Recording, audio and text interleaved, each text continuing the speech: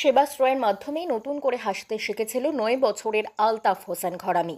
Diamond হারবারের সাংসদ অভিষেক বন্দ্যোপাধ্যায়ের প্রচেষ্টায় সফলভাবে সম্পন্ন হয়েছিল তার ওপেন হার্ট সার্জারি।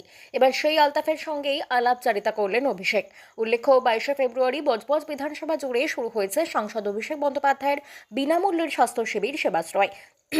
৩রা মার্চ পর্যন্ত বজবজের ৪২টি শিবিরে চলবে সেবাশ্রয়। পূর্ব পরিকল্পিত সূচি অনুযায়ী রবিবার বজবজের অভিরামপুর কামারের মাঠের সেবাশ্রয় শিবির পরিদর্শন করেন তৃণমূলের সর্বভারতীয় সাধারণ সম্পাদক অভিষেক বন্দ্যোপাধ্যায়। স্বভাবসিদ্ধ ভঙ্গিতে সমগ্র শিবিরের কাজ তদারকি করেন এদিন সাংসদ। এই কাজে তাকে সাহায্য করেন বিধানসভা ভিত্তিক সেবাশ্রয় শিবিরের কার্য তদারকির দায়িত্বে থাকা অভিষেকের সহকর্মী সুমিত রায় এবং বিশিষ্ট চিকিৎসক অভিক ঘোষ।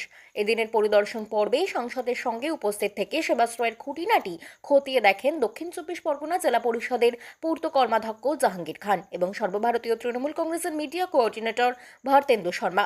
সাংসদ কথা বলেন শিবিরের চিকিৎসক, স্বাস্থ্যকর্মী থেকে আগত রোগীদের সঙ্গেও। এদিন দেখা যায় একাধিক রোগীর পরিবারের সঙ্গে কথা বলেছেন সাংসদ। সেই পরিবারের প্রতি সম্পূর্ণ সহায়তার আশ্বাসও দিয়েছেন তিনি। এদিন সেবাশ্রয় শিবির পরিদর্শনে এসে ফের আলতাফ এবং তার বাবার সঙ্গে সাক্ষাৎ করেন তিনি। ছেলের সুস্থতা নিয়ে ফের সাংসদের সঙ্গে আলোচনা করেন আলতাফের বাবা।